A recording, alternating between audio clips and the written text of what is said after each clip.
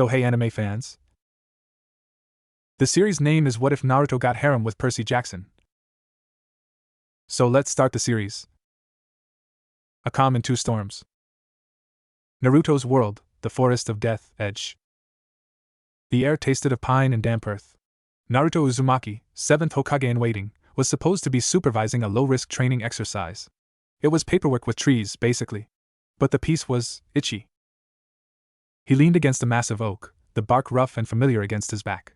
The sounds were a symphony he knew by heart, the chirp of cicadas, the distant splash of the Naka River, the rustle of a three-genin team trying, and failing, to be silent 200 yards east. Yet beneath it all, a low hum vibrated in his molars. It wasn't sound.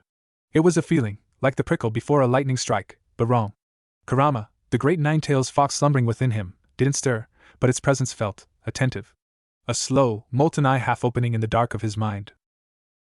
Weird, Naruto thought, scratching his cheek. Maybe it's just that funky curry Bunbu made last night. Or Sakura's gonna yell at me for missing another council meeting. He pushed off the tree, his orange jacket a defiant splash of color against the green gloom. All right, knuckleheads! He yelled, his voice shattering the forest's faux tranquility. I can hear you from here. A blind grandma with a cold could sneak better. If you're gonna ambush the objective, maybe don't argue about your strategy while you do it. A chorus of embarrassed squeaks and a hiss. He heard us, answered him. He grinned, the expression lines around his blue eyes crinkling. This was the good stuff. The peaceful stuff. No world-ending threats, just molding the next generation, making sure they didn't die doing something stupid. The sun was warm on his face, and the smell of the forest, loam, green leaves, his own faint scent of ramen broth, was comforting. Then the sky tore. It was above the clearing, silent and profound. One moment, clear blue sky dappled with fluffy clouds. The next, a vertical slit of absolute black, like a razor cut in the canvas of reality. No sound, no wind. The light around it didn't bend, it died, swallowed whole. The hum in Naruto's teeth spiked into a shriek only his chakra senses could hear. Every hair on his body stood up, a cold sweat instantly beating on the back of his neck. Kurama was fully awake now. What is that? The fox's voice growled, not in anger, but in primal recognition of something alien. That is not of this world. It smells of void. I don't know, Naruto whispered, his body already in a fighter's crouch, muscles coiled. Blue chakra, visible and erratic, flickered around him like St. Elmo's fire. The forest had gone dead silent. No cicadas, no birds, no rustling leaves. The very air was thick, heavy, holding its breath. The genin team had frozen, visible in the distance, their small faces pale dots of terror. The black rip pulsed, a heartbeat of non-light. A wave of invisible force, silent and crushing, slammed downward. It wasn't aimed at the forest. It was aimed at him. He crossed his arms, pouring chakra into a more solid defense. Rasengan! He didn't shout, gritting his teeth as he formed the spinning sphere of energy in his palm, not to attack the tear, but to use its chaotic energy as a shield. The force hit. It didn't feel like an attack. It felt like the hook of a cosmic fisherman, sinking into the very core of his being, not his body, but his essence, his insane, swirling, nine-tails-infused chakra signature. The Rasengan sputtered and died, its energy ripped away. Oh, you gotta be kidding me! He yelled, as his feet left the ground. He was being reeled in.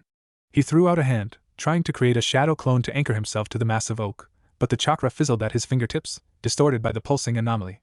The world, his trees, his sky, the terrified faces of the genin, stretched into long, smeared streaks of color and sound. He felt a nauseating lurch in his gut, worse than any body flicker. Hold on, brat! Kurama roared, its chakra flooding his system in a protective crimson wave. But even the Nine-Tails' power seemed to fuel the pull, making him a brighter beacon for the tear. The last thing he heard from his world was his own voice, not heroic, just profoundly annoyed and scared. Ah, come on! Tell Kakashi I. The sentence was severed. There was a sensation of being squeezed through a keyhole made of ice and static, then falling through a kaleidoscope of screaming colors and whispers in dead languages. Percy Jackson's world, Camp Half-Blood, Long Island Sound. Percy Jackson woke with a gasp, salt water dripping from his nose onto his chest. Not again. The Poseidon cabin was cool and dark, the gentle, rhythmic shush of waves on the shore usually a perfect lullaby. Now, his heart hammered against his ribs like a trapped animal. The nightmare clung to him, sticky and cold in the humid morning air. It wasn't the usual fare, no Tartarus, no pit scorpions, no endless falls. This was chaotic. A blonde, blurry figure moving like a human hurricane, laughing too loud in a way that was somehow annoying and reassuring at once. And fire. Not normal fire. Intelligent, malicious, chained fire in the shape of a fox with 9 swaying tails. It had looked at him, and its eyes were ancient, knowing, and held a storm of their own. Then, a silent tear in a dark sky, and a hunger so vast and empty it made Gia's desire for the earth feel simple, almost quaint. The hunger had a name whispered on the void wind, Algos. Bad one? A groggy, rumbling voice mumbled from the next bunk. It was his brother Tyson, the Cyclops, a mountain of muscle and kindness curled up under a quilt made of friendly draken hide. Weird one, Percy corrected, his voice raspy. He swung his legs out of bed. The polished sea glass floor was deliciously cool under his bare feet. Something new! Something hungry! The unease followed him like a bad smell he couldn't place. It sat in the pit of his stomach through a breakfast of slightly blue pancakes, courtesy of the sympathetic naiads, and crispy bacon. The strawberry-scented air of the dining pavilion felt cloying. Even the friendly, aggressive slap on the back from Sherman Young from the Aries cabin felt distant, the impact barely registering. Annabeth Chase, her storm-gray eyes missing nothing, caught his arm as they dumped their plates in the bronze brazier. "You're twitchy," she stated, her fingers tight on his wrist. Her grip was callous from sword work and architecture plans. "Dream vision or just general demigod paranoia?" "The weird skyrip thing you and Chiron have been theorizing about," he said, keeping his voice low. The morning chatter of campers felt too loud. "I think I just saw what comes out of it. Or what goes in. It was a guy. And a giant freaking fox made of chakra, whatever that is." Her face, usually a mask of intelligent composure, paled slightly. For months there had been whispers from satyrs returning from the city with tales of bad vibrations. Strange energy spikes the Hephaestus kids couldn't trace with their finest gadgets. Chiron had been cloistered in the big house attic, murmuring about dimensional integrity and primordial seepage. It all sounded like nerd jargon until you'd stood on a battlefield facing giants who wanted to unmake the sky. They were walking towards the canoe lake, the plan being a lazy morning of planning the week's war games, when the atmosphere changed. It was subtle, a shift a mortal would miss. The sparrows in the poplar trees near the woods stopped their chatter mid-song. The surface of the canoe lake, which usually had a gentle, playful chop from the naiads, went perfectly, unnaturally smooth, like a sheet of dark green glass. Percy felt it in his bones, a pressure shift in his sinuses and a tightening in his scalp. Poseidon's blood in him sensed the water holding its breath, waiting. "Annabeth," he said, stopping dead. "I feel it," she whispered, her hand going to the bronze dagger at her belt. Her other hand instinctively reached for his. Hers was cold. "It's not here. It's above." They looked up as one. Over the center of the camp, high in the cloudless, achingly blue summer sky, the same silent, black rip from his dream appeared. It didn't grow or shrink. It just was. A scar on the world. A slit pupilled eye staring down at them. Campers froze. The climbing wall's lava flows sputtered and died, turning to black rock. The metallic clang-clang of sword practice from the arena stopped mid-strike. A satyr dropped his reed pipes. The silence was absolute, thick enough to choke on. "What is that?" Connor Stowe breathed, materializing beside them like a ghost, his face uncharacteristically serious. Before Annabeth could formulate a hypothesis, the rip pulsed. There was no shockwave, no sound. But every demigod, every magical being in the valley, flinched as if physically slapped. A surge of pure, alien power washed over them. It felt vibrant, wild, untamed, and overwhelmingly, bafflingly orange. It tasted like chili pepper and lightning on the back of the tongue.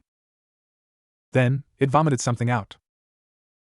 A streak of blinding gold and orange shot from the tear like a fallen star, trailing a comet's tail of chaotic, sparking energy.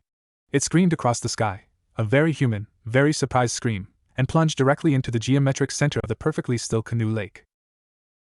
Kablam! The impact wasn't just of water, but of concussive, tangible force. A geyser erupted 50 feet high, not of pure water, but of white foam, steam, and shimmering, discordant energy. Canoes were tossed like toothpicks, splintering against the shore with sickening cracks.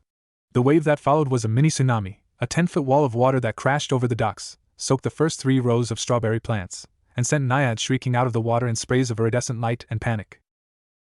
Percy was already running, Annabeth and a dozen other senior campers at his heels. His powers acted on instinct. The rushing water around his feet calmed and parted, creating a dry path straight to the epicenter. The horror from his dream was here. The chaos was here. And it had made a mess. They reached the new, steaming, debris-littered shore of the lake. The water was bubbling and frothing, confused and angry. And there, in the center, standing waist-deep, was the source. A guy, maybe his own age, sputtering and coughing up lake water. He wore an insanely bright orange jacket with black swirls over a black mesh shirt. His pants were a similarly loud orange. His hair was a shade of blonde that defied nature, spiked up like he'd been struck by lightning and liked it. On his forehead, a metal headband with a stylized swirl symbol gleamed wetly. He blinked rapidly, water streaming from his lashes as he looked around at the gawping demigods, the Greek columns of the cabins, the climbing wall, the distant big house, and finally up at the now fading, stitching itself shut black tear in the sky. His expression was a masterclass in rapid-fire processing, disorientation, shock, profound bewilderment, then a sharp, analytical focus that didn't match his clownish appearance. He slapped his own cheeks twice, hard. Sting. Okay, not a genjutsu. Or a really good one. Then his eyes, a startling, vivid blue, locked on Percy, who was clearly in the lead, Riptide now a simple ballpoint pen in his hand but held in a fighter's grip. The guy in orange raised a hand, not in attack, but in a desperate, universal gesture of what the absolute hell. Hey! He called out, his voice hoarse from the lake water but carrying that same annoying, vibrant energy from the dream. Where the heck am I? And what was that? He jabbed a thumb aggressively at the sky, his movement sending ripples across the settling water. Percy stepped forward to the water's edge, the cold stone of dread in his gut now mixing with a surreal, bubbling wave of pure, unadulterated humor. This wasn't a monster. It was a guy. A very loud, very orange, very lost guy who'd just fallen out of a hole in reality and bombed his favorite swimming spot. You, Percy said, his voice flat with the sheer absurdity of it all, are in Camp Half-Blood. And you just trashed my canoe lake. The guy, Naruto, looked from Percy's deadpan face to the wreckage of splintered wood, the soaked and staring campers, the naiads scowling at him from the reeds, then back to Percy. A huge, forced, and utterly panicked grin split his face. It was the smile of someone trying to convince the world, and himself, that everything was totally fine and under control. It was a smile that screamed, I have no idea what's happening, but I'm gonna talk my way through it. Ahahaha! He laughed, the sound too loud for the stunned silence, as he rubbed the back of his head in a gesture so exaggerated it was pure, transparent performance. Sorry about that, believe it! Must have taken a wrong turn at the Land of Lightning. Really thought that cloud looked familiar. Silence. A strawberry-scented breeze blew across the lake, carrying the smell of wet wood, disturbed lakeweed, and ozone. Annabeth leaned close to Percy, not taking her eyes off the newcomer. His clothes, the energy, he's not a demigod. Not any kind I've ever read about. Tell me something I don't know, Percy muttered back. Clarice Larue, having arrived with her spear, voiced the mood. Is he for real? Did this guy just barf up a clown? Naruto's grin didn't waver, but Percy saw the flash of irritation and calculation in his blue eyes. The guy was assessing exits, numbers, threats. He was a fighter, clown suit or not. Percy sighed, the tension easing from his shoulders into a weary acceptance. This was his life. Monsters were one thing. Interdimensional tourists were another. He pocketed Riptide, a gesture of non-hostility that didn't go unnoticed by the blonde stranger. All right, Orange, Percy said, crossing his arms. You'd better have a really good story. And you're fixing those canoes. Naruto's smile turned slightly more genuine, laced with relief at the lack of immediate attack. He waded towards the shore, movements easy in the water. The name's Naruto Uzumaki. And I'll fix your boats, no problem. Just as soon as someone tells me what a Camp Half-Blood is and why your sky eats people. Percy just stared, a slow, incredulous smirk spreading across his own face. Of course. The universe, having run out of sane problems, had decided to mail him a loud, destructive, and apparently clueless new one in a package of blinding orange. And in that moment, under the warm Long Island sun, surrounded by the smell of wet earth, splintered wood, ozone, and cosmic anomaly, the great convergence began not with a divine proclamation or a heroic charge, but with a splash, a forced smile, a wrecked fleet of canoes, and a profound, shared sense of mutual, world-weary confusion. The adventure, and the horror, had crash-landed, and it was dripping all over Percy's shoes. Chapter 2, Orange in a World of Bronze. The walk from the lake to the big house was the most surreal 100 yards of Percy Jackson's life. It was a procession of the bizarre. He and Annabeth led, with the newcomer, Naruto, squelching between them, leaving a trail of lake water and grassy mud. Behind them trailed a gaggle of campers, the Stoll brothers buzzing with chaotic energy, Clarice scowling like she wanted to test if the orange was stain-proof with spear points, and a dozen others, all whispering theories that grew wilder with each step. Percy's senses were on overload. The smell of the guy was odd. Not bad, just different. Lake water, yes, but underneath it was something like sun-warmed stone, ink, and a faint, sharp aroma that reminded him of the static after a lightning strike. It was his chakra, Percy realized. It had a scent. Naruto himself was a live wire of nervous energy. His head swiveled constantly, taking in the cabins with their godly symbols. Whoa! That one's got lightning bolts! That's awesome! Is this, like, a theme park for really buff kids? And what's with the dragon on that roof? Is it real? It's a hellhound, and it's sleeping. Don't poke it, Annabeth said, her voice tight. Her gray eyes were dissecting him, cataloging every detail. The headband, a Hittite, his mind supplied unhelpfully, the odd fabric of his jacket, the way he moved with a predator's grace despite his goofy demeanor. So you're like a ninja? Connor Stoll called from behind, unable to contain himself. Naruto spun, walking backwards without breaking stride, his grin back. The best, believe it! Well, gonna be. I'm training to be the Hokage. That's like the leader of my village. Village? Clarice snorted. What, you live in a fairy tale? The grin didn't falter, but Percy saw the slight hardening in Naruto's eyes. Something like that. We've got less talking animals than this place seems to, though. No offense, goat man, he added, nodding at a passing satyr who bleated in indignation. They reached the porch of the big house.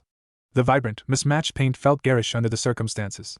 Chiron stood in his wheelchair form in the doorway, his wise, ancient face a mask of calm concern. But Percy saw the tension in the centaur's shoulders. Mr. Dionysus, lounged at a table with a can of Diet Coke, looking supremely bored, but his eyes, when they flicked to Naruto, were pools of purple, unsettling depth. Ah, Chiron said, his voice a soothing rumble. Our unexpected guest. Welcome. I am Chiron, Activities Director. This is Mr. D. Hi, Naruto said, giving a short, sharp bow that seemed instinctive. Naruto Uzumaki. Sorry about the mess. Your sky, it kind of grabbed me. Our sky, Mr. D muttered, is usually less grabby. It must have seen something it liked. You reek of power. Unrefined, garish power. Like cheap incense. Naruto blinked, thrown by the insult. Thanks? It wasn't a compliment. Come inside, please, Chiron interjected smoothly, wheeling back. We have much to discuss. The rec room smelled of dust, old wood, and the faint, perpetual scent of Mr. D's godly aura, grape soda and something wilder. Naruto stood dripping on the pegboard floor, looking profoundly out of place. Percy leaned against a wall near the door, arms crossed. Annabeth stood beside Chiron, a living stratagem. So, Naruto started, the bravado finally cracking into genuine anxiety. Where am I, really? This isn't the land of fire. The trees are wrong. The air tastes flat. And the people here. He glanced at Percy. You've got a weird kind of energy too. Like a calm pond that's really deep and has sharks in it. Poetic for a knucklehead, Percy thought. You are on Long Island, in New York State, in the United States of America, Chiron said gently. This is Camp Half-Blood, a training ground and safe haven for demigods, children of the Greek gods. Naruto stared. He blinked once, twice. Then he burst out laughing. It was a real laugh this time, full of relief. Oh, I get it. This is a genjutsu. A really, really elaborate one. Who's casting it? Itachi? Sasuke? Come on, you can drop it now. The Greek gods? That's a good one. No one else laughed. Mr. D took a slow sip of his Diet Coke. The click hiss of the can was deafening. Naruto's laughter died in his throat, replaced by a slow dawning horror. You're serious. As a heart attack, Mr. D said dryly. But the Greek gods are myths. Stories. They're not, here. A ninja who can walk on water and throw balls of spinning energy are everyday reality? Annabeth countered, one eyebrow arched. Naruto opened his mouth, closed it. A flush crept up his neck. Okay. Fair point. He ran a hand through his spiky hair, flinging water droplets. So. Different world. Got it. Skyrip was a dimensional portal thingy. He said the words like they were foreign and tasted bad. How do I get back? That, Chiron said, his face grave, is the question. The tear that brought you here was a symptom, not a cause.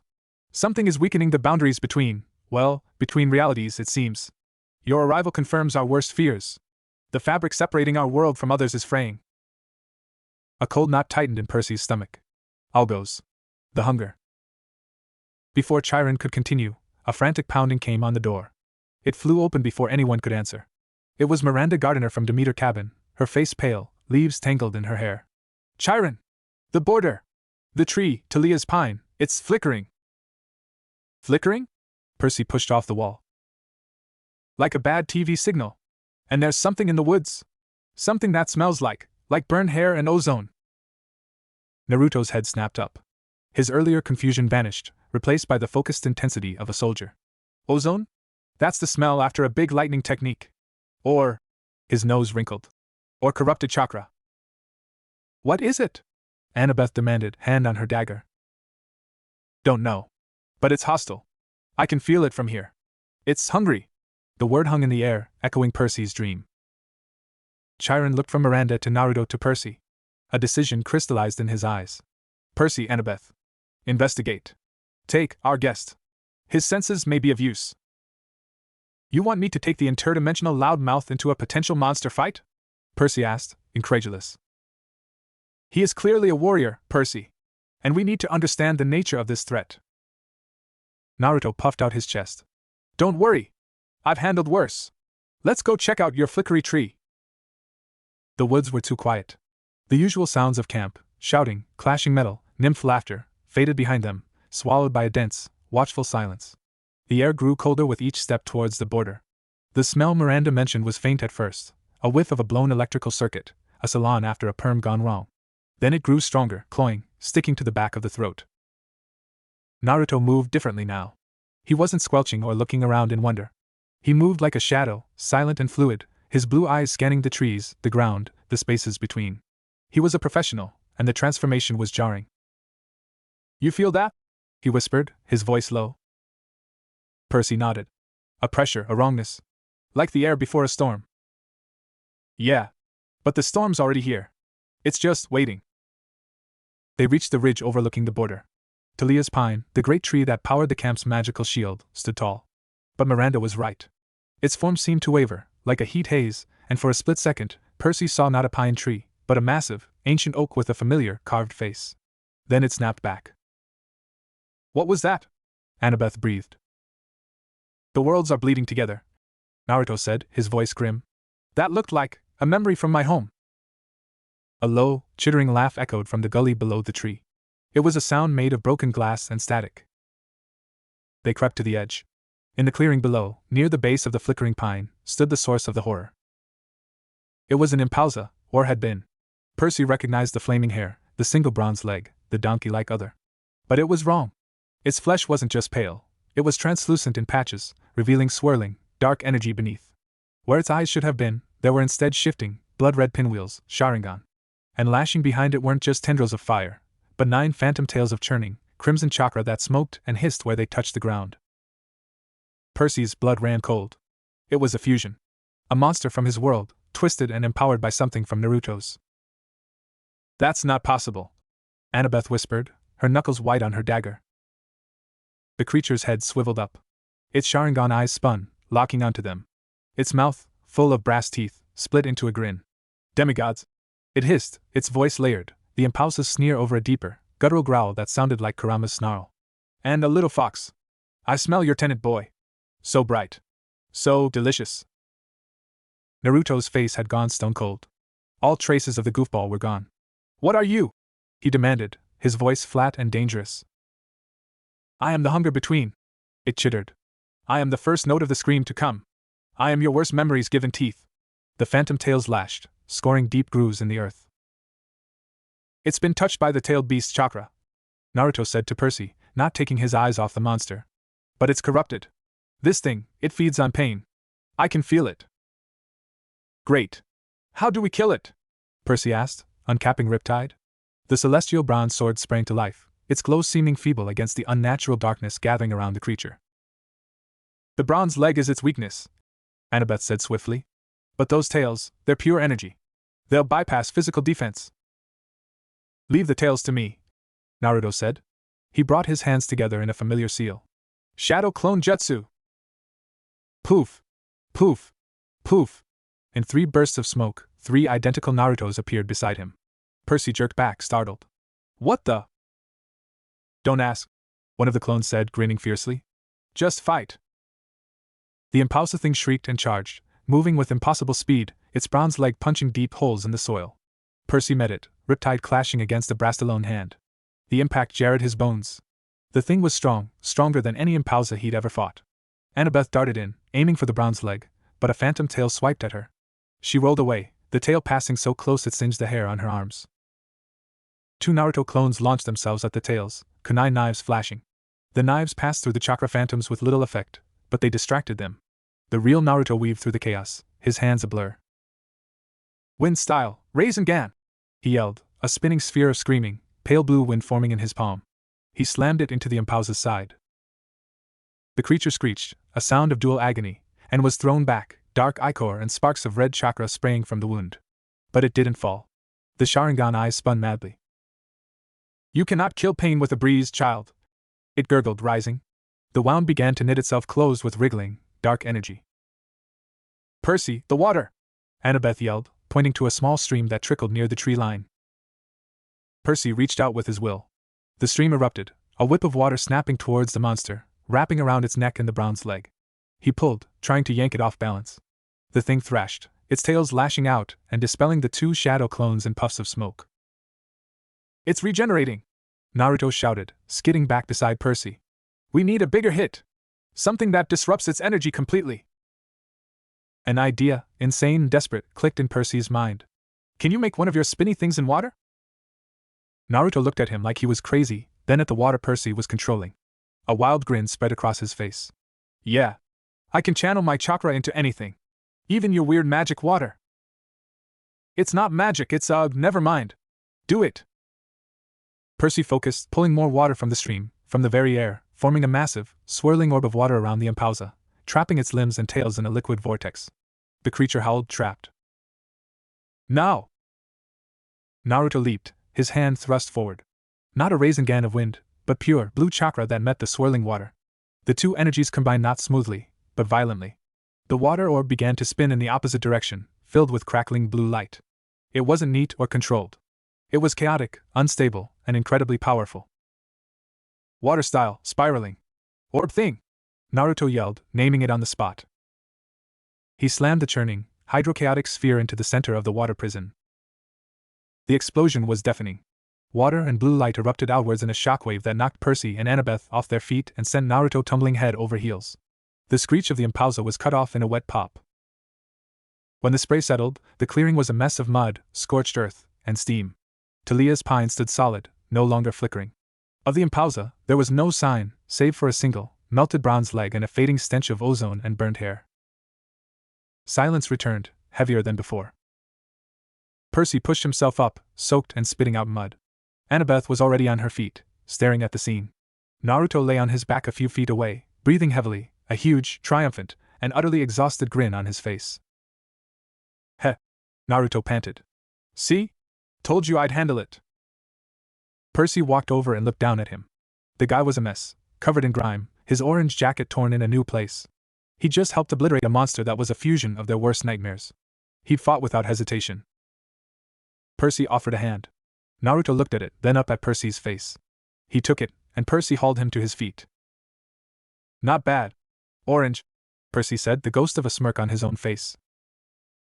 Not bad yourself. Pond guy. Annabeth approached, her analytical gaze sweeping over both of them. That technique, it was unstable. Dangerous. But effective. She looked at Naruto with a new, grudging respect. You have power. But you understand nothing about our world. And we understand nothing about yours. Naruto's grin softened into something more serious. He looked at the melted bronze leg, then at the now stable pine tree. That thing, it talked about being the first note. There's more coming, isn't there? Percy met his eyes, the cold knot in his stomach now a solid block of ice. Yeah. I think there is. The walk back to camp was quieter. The horror of what they'd seen, the fused monster, the bleeding realities, hung over them. But something else had been forged in that chaotic, muddy explosion, a fragile, unspoken acknowledgement. They were in this together. The sky had dropped a problem, and it was a problem only a demigod and a ninja, hopelessly out of their depth, could possibly solve. As they emerged from the woods, the familiar sights of camp felt less like home and more like a fragile snow globe, and something had just tapped the glass. Next. Chapter 3, The Council of Misfits. The smell of the big house rec room had changed. It was no longer just dust and latent godhood, now it held the sharp, clean scent of antiseptic from the infirmary, the damp earth smell of the 3 of them, and the lingering, acrid ghost of the Impausa's demise. Naruto's orange jacket, hung by the fireplace, steamed gently, adding a faint wet dog odor to the mix. Percy felt raw. His muscles ached from the fight, His ears still rang from the explosion, and a cold, steady dread had taken up residence behind his sternum. He watched as Naruto practically inhaled a second sandwich from the platter a nervous dryad had brought, talking with his mouth full to a fascinated, and slightly horrified, group of younger campers who'd gathered on the porch. And then boom! Water and light everywhere! Your pond guy makes a pretty good mixer, believe it! He means Percy. Annabeth translated dryly, perched on the arm of Chiron's wheelchair. She'd cleaned the mud from her arms, but a streak of it remained on her cheekbone, like war paint. Her eyes hadn't left Naruto since they'd returned, but the suspicion had morphed into intense, academic curiosity. Chiron steepled his fingers. The centaur looked older than Percy had ever seen him, the lines around his eyes deep with a weariness that spanned millennia. A fusion of essences. He murmured, more to himself than anyone. Not just a monster using a new form of energy, but a fundamental blending of two realities' horrors. This is beyond Titanic. This is cosmological. Can you send him back? Percy asked bluntly, nodding towards Naruto, who was now demonstrating a basic clone technique to a wide-eyed child of Hecate. The clone popped after 2 seconds, making the kids giggle. The tear was a symptom, Percy, Chiron said heavily. Not a door. Sending him back would require not only recreating that specific instability, but forcing a stable passage through it. It would be like trying to thread a needle during an earthquake, with thread made of smoke. And even if we could, the hunger he spoke of, this all goes from your dream, would remain. His world and ours are now linked by a shared wound. We must treat the disease, not shuffle the symptom. So he's stuck here, Annabeth concluded. And we're stuck with him. And the sky might puke up more blended monsters, Percy added. Great. Just what we needed. A monster mash. Mr. D, who had been examining his Diet Coke can as if the secrets of the universe were etched on its side, finally spoke. The boy is a foreign contaminant. A splash of garish color on a classic tapestry. He is destabilizing the local reality simply by being here. The tree felt it. He fixed Naruto with a flat stare. You are too loud for this world. You should be quieter. Naruto, hearing his voice, finished his sandwich and walked over, wiping his hands on his pants. The campers dispersed with disappointed sighs. Quiet isn't really my thing, he said, meeting Mr. D's gaze without flinching. But neither is letting people get eaten by, whatever that thing was. So, what's the plan, old-timer? Chiron did not correct the old-timer address. The plan begins with understanding. You must tell us everything. Your world. Your power. This chakra. And we must do the same. Only then can we divine a path forward. And so, the Council of Misfits began in earnest. Naruto sat cross-legged on the floor, Chiron wheeled closer, Annabeth took notes on a piece of scrap parchment, Percy leaned against the ping-pong table, and Mr. D continued his profound communion with his soda. Naruto's story spilled out in a torrent of words, gestures, and wild analogies. He spoke of the 5 great nations, of hidden villages, of the shinobi way. He explained chakra, a blend of physical and spiritual energy, and the jutsu that manipulated it. He talked about the 9-tailed fox, Kurama, his sealed tenet, and the great wars that had scarred his world. He spoke of friends turned rivals, of loss, of a dream to become Hokage and protect everyone. To Percy, it sounded like a hyper-violent anime mixed with a Greek tragedy. Gods and tailed beasts, epic battles and bitter betrayals. The scale was familiar, but the texture was alien. They didn't have gods interfering directly, they had Kage and Jinchuriki. Their monsters were summoned or created, not born from ancient myths. When Naruto was done, breathing heavily from the emotional effort of condensing his life into a monologue, the room was silent. You carry a primordial entity of destruction within you, Chiron said, his voice hushed with a kind of awe. And you have befriended it? He's not so bad once you get past the whole I'll destroy everything phase. Naruto shrugged, but Percy saw the flicker of profound pain in his eyes. We understand each other now. Fascinating, Annabeth whispered, her pencil flying. The chakra system is a form of internalized divinity. A power source that all humans can theoretically access, unlike our external inheritance. Then it was their turn. Chiron and Annabeth took the lead, explaining the Greek pantheon, the big 3 gods, the existence of demigods, monsters that reformed from Tartarus, the prophecies, the wars against titans and giants. Percy chimed in with the gritty, unpleasant details, the smell of the underworld, the weight of the sky, the endless, acidic misery of Tartarus. Naruto listened, his earlier bravado melting into stunned disbelief, then grim comprehension. So, your gods are real, they're huge jerks who have kids and then forget about them, and those kids have to fight monsters forever? And they live in New York? Basically, Percy said. And you, Naruto pointed at Percy, are the son of the sea god. That's why you can do the water thing. Yep. Huh. Naruto leaned back, blowing out a long breath that ruffled his bangs. And I thought my dad being the fourth Hokage was a lot to live up to. At least he's dead. Your dad is immortal and could probably sink Florida if he got annoyed. A snort of laughter escaped Percy before he could stop it. It was the first real laugh since the lake. Don't give him ideas. The moment of humor died as Chiron's face grew solemn again. There is one more source of guidance we must seek. He turned his wheelchair towards the attic stairs. The oracle. A chill that had nothing to do with temperature swept the room. Percy's gut tightened. He hated the oracle. He hated the mummy, the green mist, the cryptic poetry that always heralded someone's doom. Oracle? Naruto asked, picking up on the shift in mood. A prophetess, Annabeth said, closing her notebook. She gives quests in the form of prophecies. They're never straightforward. Great. More riddles. They filed up the narrow stairs, the wood groaning under Chiron's wheelchair. The attic was exactly as Percy remembered, dim, cluttered with relics of doomed heroes, and dominated by the seated form of the mummy, a girl frozen in a silent scream. The smell of dust and decay was overpowering. Naruto stared, his bravado utterly gone. Is she? She's been like that since I've known her, Percy muttered. Before anyone could say more, green smoke began to pour from the mummy's mouth. It coiled in the still air, forming a shimmering, ectoplasmic cloud. A voice echoed in their minds, not through ears, but directly into their consciousness, the voice of a young girl, but ancient and layered with echoes.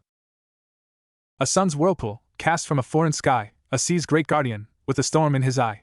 Together they walk where the worlds have grown thin, to silence the hunger that rides within. The fabric unravels, a tapestry torn, where monsters of memory and chaos are born. To find the first wound, the bleeding core's sight, seek the dam of the Titan in the dead of night. One must confront the chains of his past, the other the shadow that forever will last. A choice of great pain neath a crimson moon's gaze will determine if either world ends or stays. The mist dissipated. The attic was silent, save for the frantic scratching of Annabeth's pencil as she transcribed the words from memory. Percy's mouth was dry. A sun's whirlpool, foreign sky. He looked at Naruto, at his bright hair and whirlpool-shaped clan symbol. That's you? Sea's guardian with a storm in his eye, Annabeth said, looking at Percy. That's you? Great, Naruto said, his voice shaky. We're in a prophecy. That's never good. In my experience, prophecies mean someone important dies or gets traumatized. Usually both. The Dam of the Titan, Chiron mused. The Hoover Dam. Built by mortal hands in the Age of the Titans, a place of immense power and symbolism. A junction. A quest, Percy stated, the dread solidifying into a heavy, familiar weight. We have to go to the Hoover Dam. We? Naruto asked. The prophecy says together they walk, Annabeth said. It's both of you. You're a team now. For better or worse. Naruto looked from Percy's resigned face to Annabeth's grim one to Chiron's sorrowful expression. He squared his shoulders, and that defiant, brilliant grin came back, though it was tighter now, edged with fear. All right then. A quest. Believe it. We'll find this first wound, patch it up, kick this all those things butt, and then figure out how to get me home. No big deal. His enthusiasm was like a flare in the gloomy attic, so blindingly naive it was almost painful. Percy wanted to tell him it was a big deal. That quests were nightmares. That people got hurt. That prophecies lied. But looking at Naruto's determined face, still smudged with dirt from their fight, he couldn't bring himself to extinguish the light. We'll need supplies, Annabeth said, ever practical. Ambrosia, nectar, mortal money, weapons. I've got my kunai, Naruto said, patting his pouch. And I can make more clones for scouting. Your clones are useful, Annabeth conceded. But you'll need a weapon that can harm monsters of our world. Celestial bronze or... She glanced at his headband. Or something similarly enchanted. Chiron wheeled forward. There is one more thing. Your presence, Naruto, is a shock to our world systems. Monsters will be drawn to your unique energy signature like moths to a bonfire. And now, with the prophecy spoken, the forces of this hunger will be actively seeking you both. So we're monster bait, Percy summarized. Fantastic. We leave at first light, Annabeth declared. The sooner we start, the less time whatever's out there has to prepare. As they descended from the attic, the reality of the situation settled on them. They were bound together by a cosmic accident and a few lines of poetry. A ninja and a demigod. Two loud, destructive, stubborn magnets for trouble. Back in the rec room, Naruto picked up his still damp jacket and pulled it on. He looked at Percy. So, Hoover Dam. Where is that? Nevada, Percy said. Other side of the country. How do we get there? Run really fast? Percy almost smiled. We'll figure it out. We usually steal a car or get a ride from a friend. He thought of the logistics, the danger, the sheer absurdity of road tripping across America with a ninja from another dimension. Naruto nodded, his expression turning serious. Hey, pond guy. Percy. Thanks. For not trying to kill me on sight. And for the help back there. Percy met his eyes. The guy was an unending source of noise and chaos. He was a walking problem. But he was also brave and powerful, and he'd fought beside him without a second thought. Don't mention it, Orange. Just try not to break anything else until we leave, okay? Naruto's grin returned, genuine this time. No promises. That night, as Percy tried to sleep in his cabin, the sound of the waves was no comfort. He kept seeing the impulsive Sharingan eyes, hearing the layered voice. The hunger that rides within. He thought of Naruto, sleeping in the guest room in the big house, a sun whirlpool stranded far from home. They were linked now, their fates braided together by something older and hungrier than gods or tailed beasts. And the prophecy's most chilling line echoed in his head, a choice of great pain neath a crimson moon's gaze. Choices and prophecies were never between good and bad. They were between bad and worse. He stared at the watery light shifting on the ceiling, and for the first time in a long time, Percy Jackson felt truly, cosmologically small. They weren't just fighting a monster. They were fighting for the integrity of reality itself, with a partner he barely knew, guided by a riddle from a dead girl. He finally fell into a fitful sleep, dreaming not of voids or foxes, but of a massive dam cracking, and from the cracks, pouring out not water, but darkness and the sound of a million whispering, hungry voices. Next. Chapter 4, The First Fusion.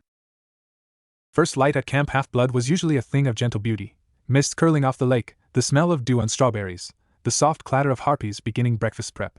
Today, it felt like the prelude to a funeral march. The air was crisp, tasting of autumn though it was still high summer, and the colors seemed too vivid, as if the world was overcompensating for the sickness beneath its skin. Percy found Naruto by the canoe lake, staring at the wreckage of the boats he'd promised to fix. He changed into a spare set of clothes, black cargo pants and a simple black t-shirt that Annabeth had scavenged, but he'd insisted on keeping his torn orange jacket over it. The headband was tied firmly around his forehead. He looked less like a cartoon and more like a soldier in exile. Regretting your landing zone? Percy asked, coming up beside him. Naruto shook his head, not taking his eyes off the splintered wood. Just thinking. In my world, when you break something, you fix it or make up for it. It's a rule. I promise to fix these. He sounded uncharacteristically solemn. We don't have time for carpentry, Annabeth said, striding up behind them, a heavy backpack slung over one shoulder. She handed Percy a similar pack and a smaller one to Naruto. Supplies. Ambrosia squares, nectarine thermoses, drachmas, mortal cash, rope, basic first aid. Naruto, I included some energy bars that don't completely taste like chalk. Naruto took the pack, hefting it.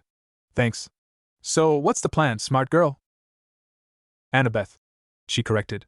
The plan is to get to Queens, use the underground to get to Manhattan, and catch a train from Penn Station heading west. It's the least traceable method. Flying is out, too many monitoring spirits in the air. Driving cross-country would take too long and leave us exposed. Underground? Like tunnels? Naruto perked up. I'm good with tunnels. These are subway tunnels. They're different. Percy had a bad feeling about this. The New York subway system was its own kind of monster, and that was on a normal day. They said quick, tense goodbyes at the border. Chiron gave them a pouch of golden drachmas and a grave nod. Mr. D merely waved a dismissive hand, already engrossed in a pinochle game against himself. The Stoll brothers slipped Percy a GPS device aid, liberated, and a whoopee cushion. For emergencies. Clarice gave Naruto a once-over and grunted. Try not to die, Orange. It'd be a boring end. And then they were walking down Half-Blood Hill, the camp's protective bubble passing over them with a faint tingle. The world outside felt immediately louder, harsher, the hum of Long Island traffic a dull roar in the distance. The smell of exhaust and hot asphalt replaced strawberries and pine. The walk to the train station was quiet, tense. Naruto was back to scanning everything, the cars, the houses, the people in their summer clothes. Everyone seems so normal, he muttered. Most of them are, Annabeth said. It's the ones who aren't that you have to watch for. The Long Island Railroad car was crowded, stuffy, and smelled of stale coffee and industrial cleaner. Naruto pressed his face to the window, mesmerized by the blur of backyards and industrial parks. It's so fast. And no one is running on the roof. That's generally frowned upon, Percy said, slumping in his seat. The familiar motion of the train was lulling, but his nerves were live wires. Every bump, every person who walked down the aisle, made his hand twitch towards Riptide. Transferring to the subway at Jamaica Station was like descending into a different world. The air grew thick and hot, smelling of ozone, urine, and the faint, metallic scent of the third rail. The noise was a physical assault, the shriek of brakes, the garbled announcements, the thrumming of generators. Naruto's eyes were wide, his head on a swivel. He flinched when a train erupted from a tunnel with a deafening roar. "This is loud," he shouted over the din. "You're one to talk," Percy yelled back, but he was grinning. The ninja was out of his element. They boarded a Manhattan-bound F train. It was packed, a sweaty, swaying press of humanity. Percy felt the usual demigod claustrophobia, the itch at the back of his neck that screamed danger, trapped, no escape. Naruto, sandwiched between a woman with a massive backpack and a businessman reading a tablet, looked profoundly uncomfortable, his personal space utterly violated. "So many people," he whispered, his voice almost lost. "No tactical visibility." The train plunged into the tunnel under the East River. The lights flickered. And that's when Percy felt it, the wrongness. It started as a cold spot on the back of his neck, then a pressure change that made his ears pop. The cheerful, tinny music from someone's headphones warped, slowing into a deep, distorted groan. The smell of the train car shifted, less body odor, more damp stone, old blood, and that now familiar burnt ozone of corrupted chakra. "Annabeth," Percy said, his voice low. "I feel it," she said, her hand in her backpack gripping her knife. Naruto's head snapped up. His blue eyes were hard. "It's here. In the tunnel. It's twisting things." The train lights died completely, plunging them into utter blackness broken only by the sporadic blue spark from the third rail outside. Screams erupted around them. The train lurched, not from braking, but as if it had hit something soft and massive. Then it ground to a halt with a final, shuddering screech of metal. In the darkness, a new light bloomed. It was a sickly, pulsating green, emanating from the walls themselves. The concrete and tile of the tunnel wall seemed to melt and reform, stretching into impossible, non-Euclidean patterns. The advertisement for a Broadway show next to them morphed, the smiling actor's face elongated into a silent scream, the text rearranging itself into ancient Greek script that shifted too fast to read. "What is this?" a man whimpered in the dark. "Genjutsu," Naruto breathed, his hands coming up in a defensive seal. "But not just genjutsu. It's layered with something else. A maze. A feeling. A labyrinth," Percy realized with dawning horror. He'd felt this disorientation before, this sense of space turning in on itself. But it was fused with the psychic assault of an illusion. The green light intensified, forming shapes. From the walls, figures peeled themselves free. They were humanoid shadows at first, then they resolved. Percy's breath hitched. Standing before him was Aklis, goddess of misery, her form dripping poison, her eyes voids of despair. But her voice, when she spoke, was Annabeth's from Tartarus. "Poison. That's it." Next to her, the Titan Kronos assembled from shattered glass and train debris, his scythe a twisted rebar spear. And beside him, a figure made of shimmering, terrifying water, his own reflection, with the wild, desperate eyes he'd had when he'd controlled the poison in Aklis' domain. Across the car, Naruto was facing his own phantoms. A man with silver hair and a masked face, Sharingan eye glowing, Kakashi, but wrong. A boy with dark hair and tear-streaked cheeks, whispering, "I'm sorry, Naruto." Sasuke, at the Valley of the End. And looming behind them, a miniature version of the Ninetales, its eyes not Kurama's intelligent orange, but the mindless, hateful red of the beast that had attacked Konoha. The other passengers were frozen, trapped in their own personal nightmares, lost loved ones, failures, hidden shames given form by the fused genjutsu labyrinth. "It's pulling from our minds!" Annabeth shouted, her dagger out, but she was staring at a phantom of a spider, Arachne, mixed with the laughing face of Luke Castellan. "It's making us fight our worst memories!" The Kronos phantom lunged at Percy. He brought up Riptide, but the sword passed through it like smoke. The phantom reformed, its glassy hand gripping his wrist, cold as the void of space. The despair was a physical weight, seeping into his bones. "You failed. You will always fail. You are a weapon that breaks its users." "They're not real!" he yelled, but the words felt hollow. The fear was real. The memory of the pain was real. Naruto was having no better luck. He launched a kunai at his foe Sasuke, but it lodged in the wall behind the phantom's head. The Minikyubi swiped a tail of crimson chakra, and Naruto dodged, but the heat of it seared his cheek. "They're illusions with bite," he grunted. "The fear gives them power." Annabeth, fighting through her own terror, was analyzing. "It's a psychological trap," It feeds on fear. We have to break the source. The fusion point. But where was it? The train car seemed to be stretching, the doors melting away into endless, green-lit corridors lined with their worst memories. The businessman was sobbing, clutching his head as a phantom of bankruptcy papers swirled around him. The woman with the backpack was screaming at an empty space where a child might have been. Percy felt the cold of Kronos' touch spreading up his arm. He saw Naruto, surrounded by his phantoms, his face a mask of anguish as fake Kakashi said, in his father's voice, "You'll never be Hokage." No, this thing, this fusion, was going to consume them from the inside out. It would feast on their pain until there was nothing left. A memory sparked. Not of fear, but of clarity. Standing in a river of poison, choosing not to drown in it. He'd used his pain, his anger, not as a weapon against others, but as a shield for someone he loved. He locked eyes with Naruto across the shifting chaos.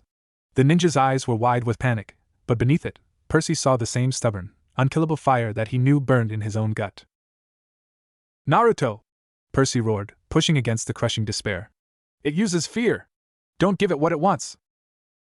"Easy for you to say," Naruto shot back, ducking a swipe from the foxtail. "This thing knows all my greatest hits." "Then play a new song!" Percy shouted. He forced himself to lower Riptide. He stopped fighting the Kronos Phantom. He looked at the visage of his own poisoned self, at the despair of Achilles. He let the fear wash over him, and then he thought of the other side of those memories. Holding the sky. The taste of blue cake. Annabeth's kiss after a battle. The loyal, rumbling presence of Tyson. His friends. His family. His home. He didn't push the fear away. He acknowledged it, and then he filled the space it left with something else. Something warmer. A faint, blue light began to emanate from him. Not chakra. Something simpler. Will. Pure, stubborn, sea-green will. Naruto saw it. He understood. He closed his eyes against the specter of Sasuke. He stopped hearing the taunts. Instead, he thought of ramen with Irika. Of a thumbs up from Shikamaru. Of carrying Gaara on his back. Of Kurama, grumbling, "Don't lose, brat." Of a village, alive and smiling, calling his name. He thought of his nindo, his ninja way. A warm, golden glow, different from the sickly green, sparked around him. His own chakra, not the fox's, but his, bright, relentless, unyielding. The two lights, sea green and sun gold, pushed back against the oppressive green of the labyrinthine genjutsu. The phantoms flickered. They didn't vanish, but they became translucent, less substantial. "The source!" Annabeth yelled, pointing. Her own face was set, her fear mastered by logic and love. She was looking at a point in the center of the car where the green light was thickest, pulsing from a crack in the floor that seemed to go down forever. Percy and Naruto moved as one. Percy didn't use a fancy technique. He focused all his will, all the love and loyalty that made him more than just a weapon, and channeled it into the most basic expression of his power. He called the water from the air, from the pipes in the walls, from the sweat and tears of the terrified passengers. He formed it into a single, focused jet, not to attack, but to cleanse. At the same exact moment, Naruto didn't form a Rasengan. He formed a simple ball of his own pure, unadulterated chakra, the energy of his life force, his bonds, his dream. It wasn't a weapon of destruction, but a beacon of creation. "Now!" they shouted together. Percy's jet of sea green will water and Naruto's sphere of golden bond chakra slammed into the pulsating crack. There was no explosion. There was a release. A sound like 1,000 mirrors shattering backwards filled the train. The green light imploded into the crack. The phantoms dissolved into motes of dust. The walls snapped back to concrete and tile with a sickening thud. The lights flickered back on. The train car was normal. Advertisements were just advertisements. The passengers were blinking, confused, shaking off the vestiges of nightmares they couldn't quite remember. The train gave a jolt and began moving again as if nothing had happened. Percy, Annabeth, and Naruto were left standing in the middle of the car, breathing heavily, soaked in sweat. The mundane sounds of the subway, the rattling wheels, the bored conversations, felt like a blessing. Naruto swayed, catching himself on a pole. His eyes met Percy's. No words were needed. The shared horror, the shared resistance, had forged a link stronger than any accidental portal. They had faced the heart of the fusion, and won not by overpowering it, but by refusing to feed it. Annabeth let out a long, shuddering breath. That was the first true fusion. Not just a monster with borrowed powers. A realm. A psychic landscape. Naruto wiped his brow, his grin returning, shaky but real. Your world's nightmares and my world's nightmares had a baby. And it was a real jerk. Percy managed a weak laugh. The cold dread was still there, but it was now shared. They had survived the first fusion. But the prophecy echoed, to find the first wound, the bleeding core's site. As the train carried them towards Manhattan and the long journey west, Percy knew with chilling certainty.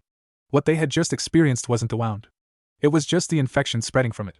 The real heart of the sickness was still ahead, waiting for them beneath the dam of the Titan, in the dead of night. Next. Chapter 5: The Road Trip West. Pennsylvania was an endless, rolling smear of green and gray. The train had gotten them as far as Pittsburgh before Annabeth declared it too risky. Too many eyes, she'd said, watching a winged figure, too large for a bird, too graceful for a pterodactyl, circle a distant cloud. We go terrestrial. Which is how they ended up in a battered, pea-soup green 1998 Ford Econoline van, purchased with a worrying number of golden drachmas from a Saturn used car lot that smelled of axle grease and panic. The van's name, according to the peeling letters on the dash, was the Green Machine.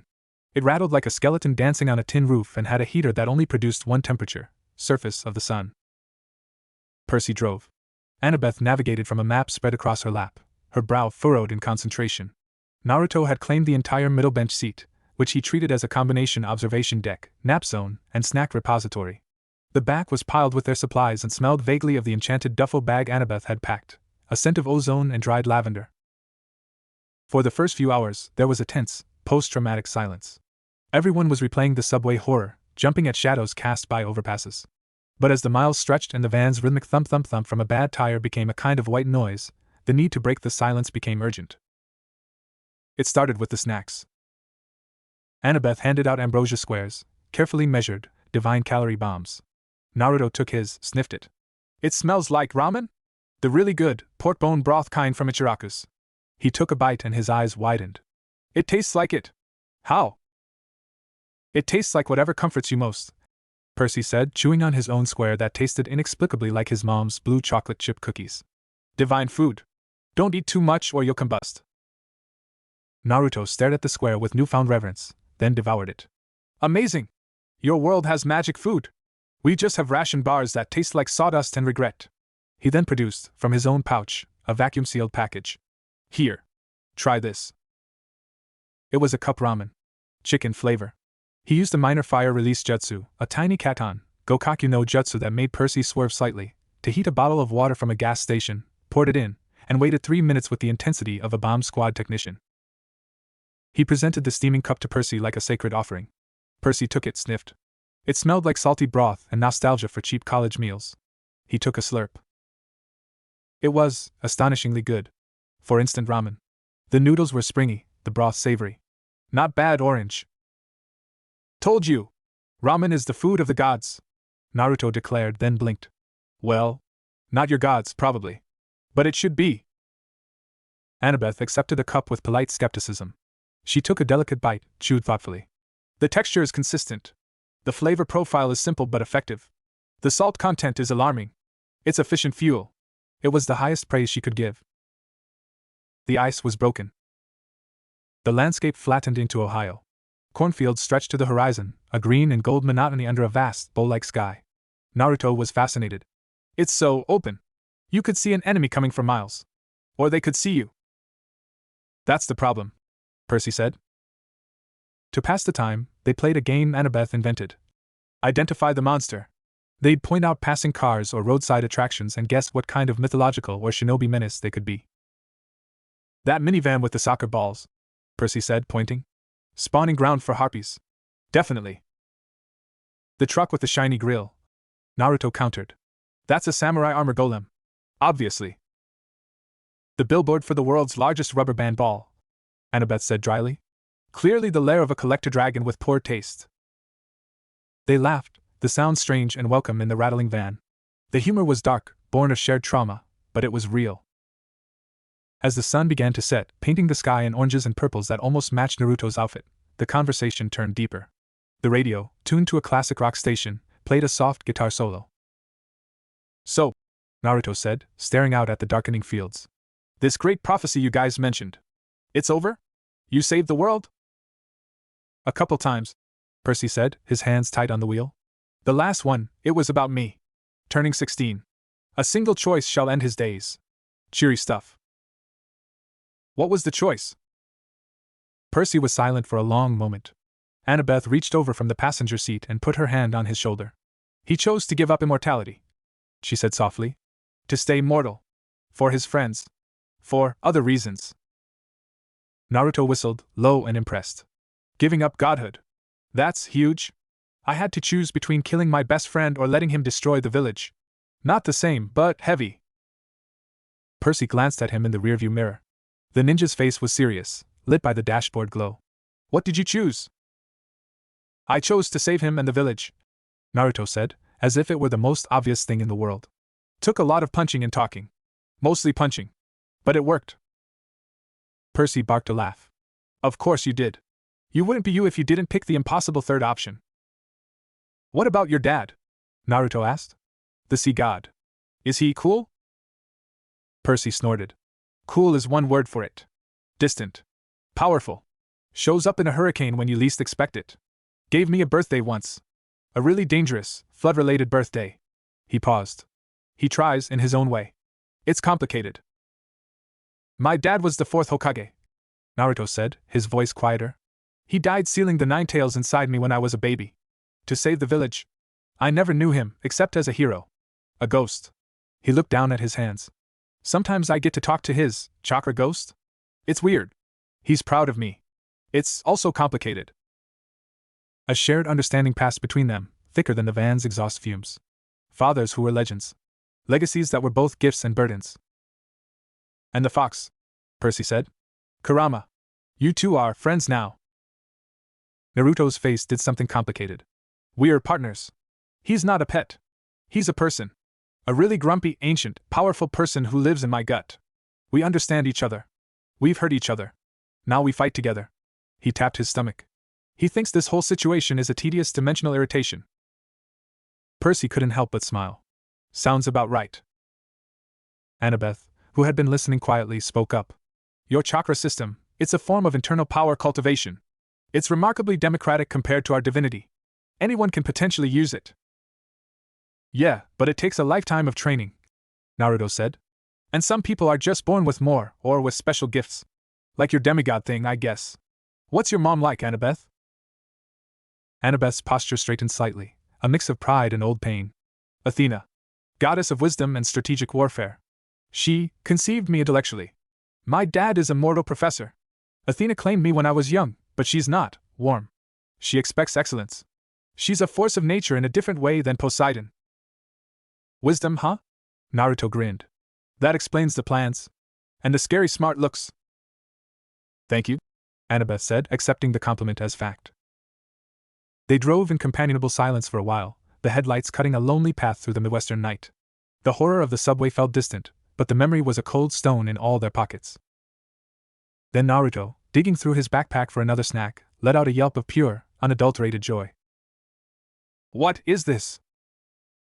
He was holding a package of Reese's peanut butter cups, which Annabeth had included as mortal comfort food.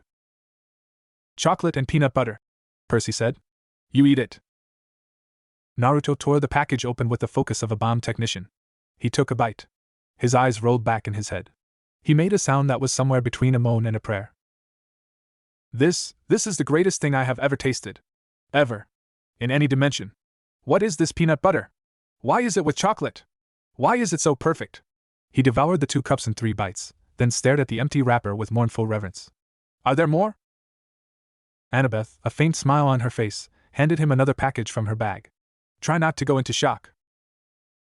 The mood lightened again. They taught Naruto classic road trip games. He was terrible at I Spy. I spy with my little eye, something that is everything. It's all so new. He was a savant at finding license plates from different states, treating each new one like a collected trophy.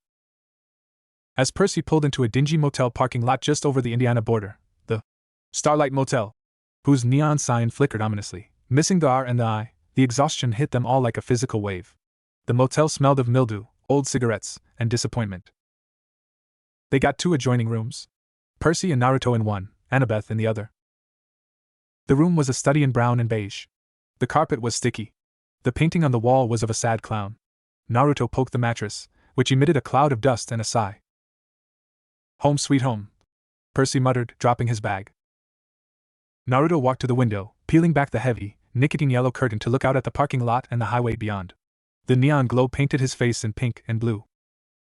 "It's weird," he said, his back to Percy. "I'm in a different world. I should be freaking out more. But fighting that fuse thing on the train? Talking with you guys? It doesn't feel like I'm with strangers." He turned, his grin lopsided. "It feels like I'm on a really, really weird mission with two new, extremely strange teammates." Percy flopped onto one of the beds, which groaned in protest. "Yeah, well, don't get used to it. Once we fix this rip in reality, you're probably zooming back to your ninja village, and I'll be back failing geometry." Naruto's smile didn't fade. "Maybe. But until then, we're a team, right?" Percy looked at him, the spiky hair, the too bright clothes, the eyes that held shadows of a fox and the light of an unwavering will. He was a disaster. A loud, chaotic, interdimensional disaster. But he was their disaster now. "Yeah," Percy said, a real smile tugging at his own lips. "We're a team. Now go to sleep. You snore, and I'm using my water powers to give you a nasal lavage." Naruto just laughed, a bright sound in the dreary room. "You can try, pond guy." As Percy drifted off to the sounds of the highway and Naruto's surprisingly quiet breathing from the other bed, he realized something. The fear was still there. The prophecy still loomed. But the crushing loneliness that usually accompanied a quest was absent. He wasn't just carrying this with Annabeth. He was carrying it with a loudmouthed ninja who loved ramen and peanut butter cups and faced down his worst memories with a grin. It was, Percy thought as sleep finally took him, the most unexpected and strangely comforting thing to happen since a minotaur attacked his mom's car. The road ahead was dark and dangerous, but for the first time in a long time, he wasn't dreading walking it alone. He had a daughter of wisdom by his side, and a sun whirlpool of a ninja at his back.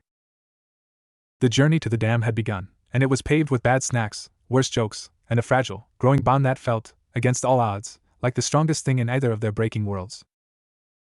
Next. Chapter 6, The Casino of Memories. The desert unspooled before them, a vast, shimmering sea of sand and scrub under a sky so brutally blue it felt like a physical weight. The air in the van had become a tangible thing, hot, dry, and tasting of dust that seeped past every seal. Percy drove with the windows down, the wind offering little relief, just a blast furnace roar. The green machine's rattles had taken on a new, alarming percussion section somewhere around Flagstaff.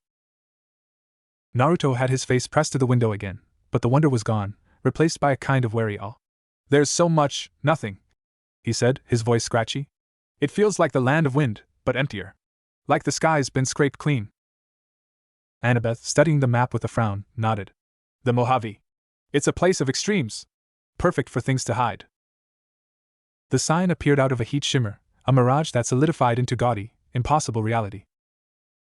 Lotus Hotel and Casino Eternal Fun.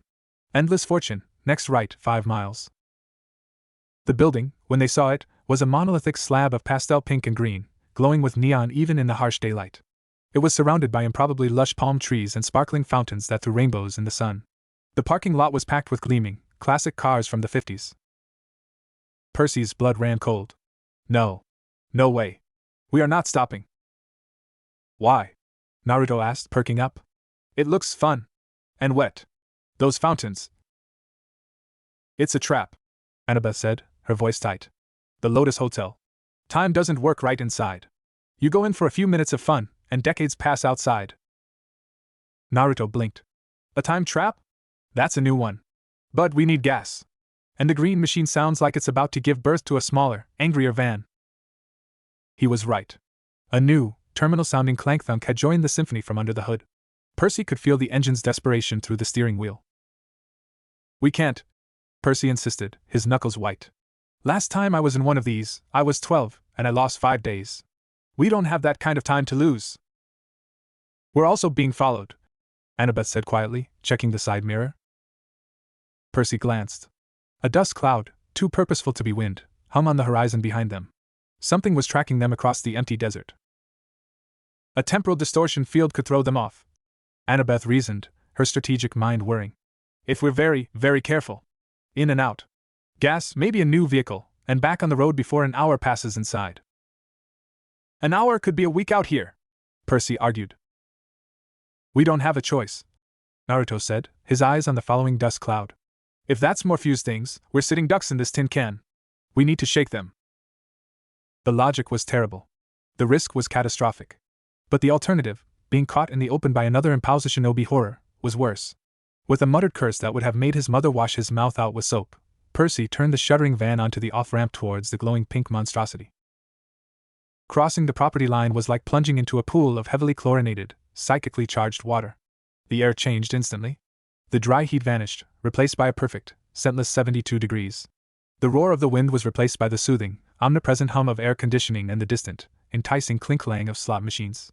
The smell was a sterile blend of carpet cleaner, ozone, and something sweetly floral that made Percy's teeth ache. They parked between a mint-condition '57 Chevy and a pink Cadillac. The van's engine gave a final, relieved sigh and went silent.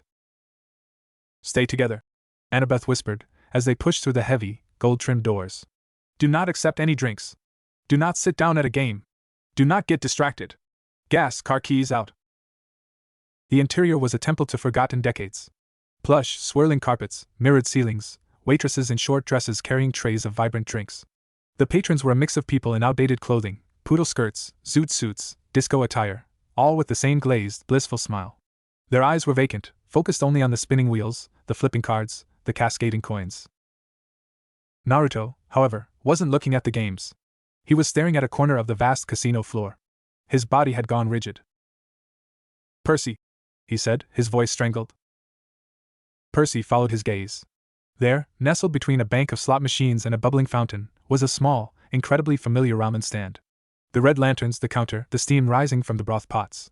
It was a perfect replica of Ichiraku ramen. And behind the counter, wiping a bowl with a clean cloth, was a man with a kind, wrinkled face and a welcoming smile. Tochi. And beside him, a young girl with dark hair. "I am." Naruto took a step forward, a hand outstretched. That's not possible." "It's the trap," Annabeth said, grabbing his arm. "It's showing you what you want to see. It's not real." But it looked real. It smelled real. The rich, porky, savory aroma of tonkatsu broth wafted across the casino, cutting through the sterile air. Percy's own senses were assaulted. To his left, he suddenly saw a doorway leading to a cozy beach cabin, the sound of gentle waves and the smell of his mother's chocolate chip cookies, blue chocolate chip cookies, wafting out. The door had a hand-painted sign, "Sally and Paul's." Annabeth was staring straight ahead, her face pale. Percy saw what she saw, a pristine, sunlit architect's desk overlooking a model of a perfect, gleaming city.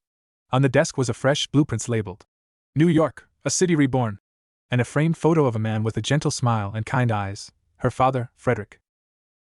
"It's different," Percy breathed. "It's not just forgetting time. It's giving you your heart's desire." A waitress materialized beside them, her smile frozen. "Welcome! Can I offer you a complimentary lotus beverage? The house special. It ensures you never feel tired, never feel sad." "No," Annabeth said sharply. But Naruto was still staring at the ramen stand. Tochi looked up, saw him, and his face broke into a beaming, fatherly smile. "Naruto! My best customer! Just in time! I've got a new batch of miso pork. Come, sit!" The pull was magnetic. Percy felt the tug of the beach cabin, the promise of a normal life, of no monsters, no prophecies, just his mom and Paul and maybe even a baby sister he could protect. The weight of the sky, the blood on his hands, the screams from Tartarus, it could all just fade. "We have to go," Percy said, but his voice lacked conviction. He took a step towards the beach cabin door. "Percy, no!" Annabeth's voice was a whip crack. She grabbed his hand, her grip like iron. "Look at them!" She pointed to the patrons. Their smiles were empty. Their joy was a product. They were being farmed for their contentment. Naruto took another step towards the ramen stand. I am waved. "We saved your usual seat, Naruto." "It's a genjutsu of the highest level," Naruto whispered, trembling. "It's not just sight and sound. It's smell. It's feeling. It's offering me a seat at the table I never really had. It's offering us a way out," Percy murmured, looking at the cabin. "A life without all this." "But it's a lie." Annabeth's eyes were desperate, pleading. "That's not a life, it's a cage with pretty wallpaper. You'd be giving up everything that makes you you. Your struggles, your loyalty, your love for your real mom, your real friends, it's all the price of admission." Naruto closed his eyes. When he opened them, they were shining with unshed tears, but his jaw was set. "She's right.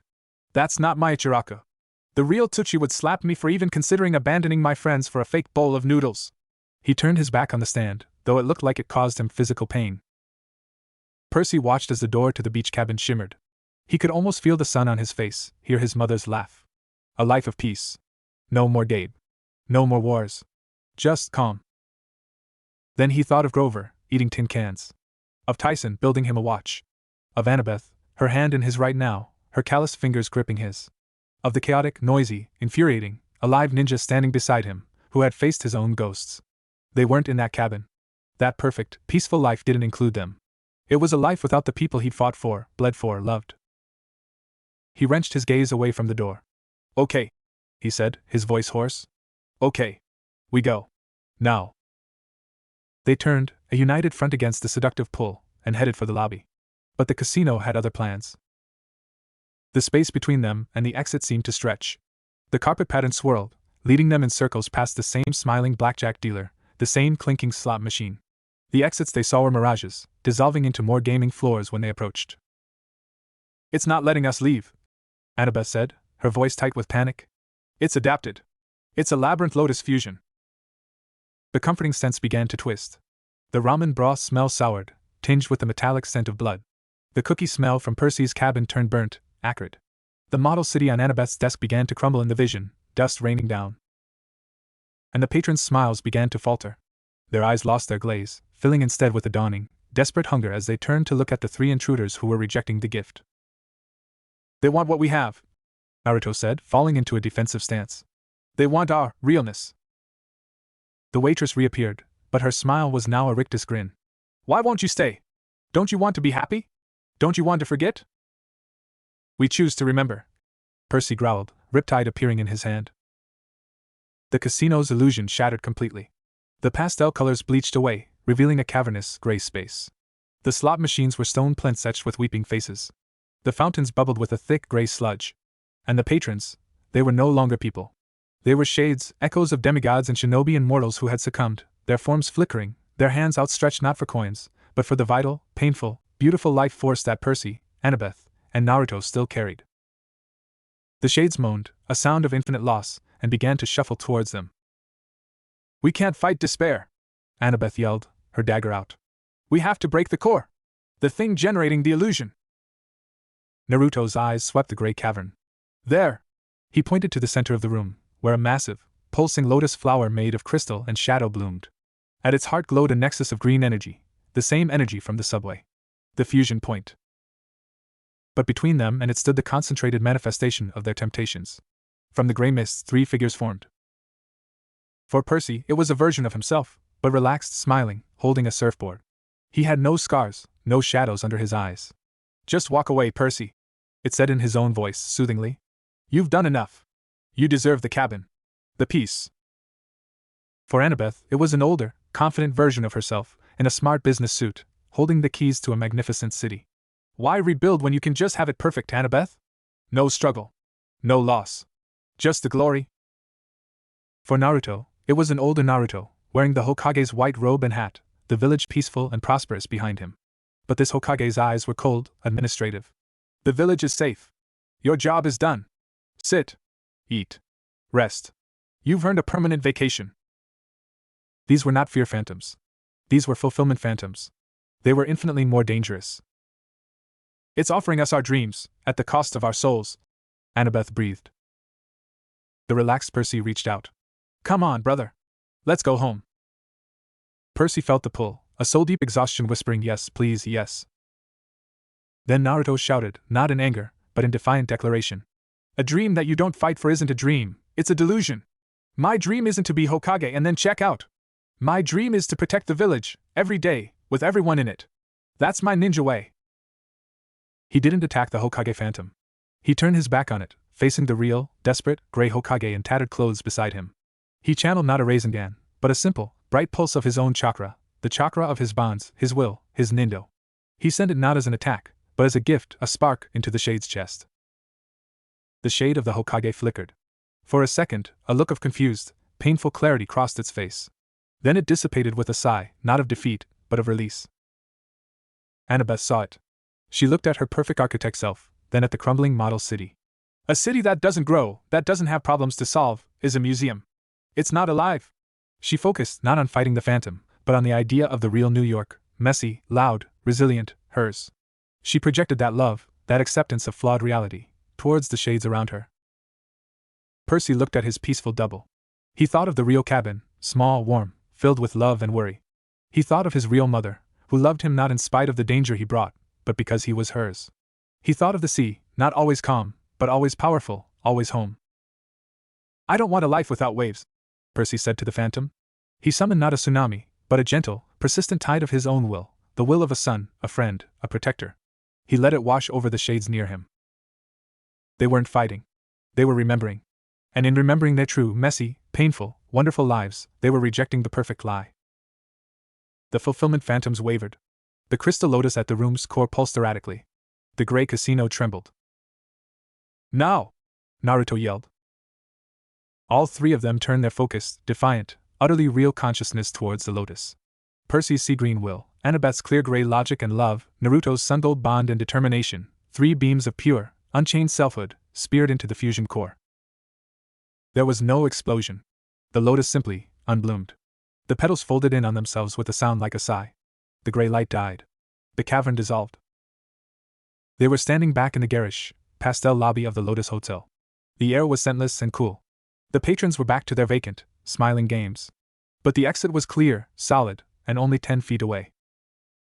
Silently, trembling, they walked out. The desert heat hit them like a physical blow, but it was real.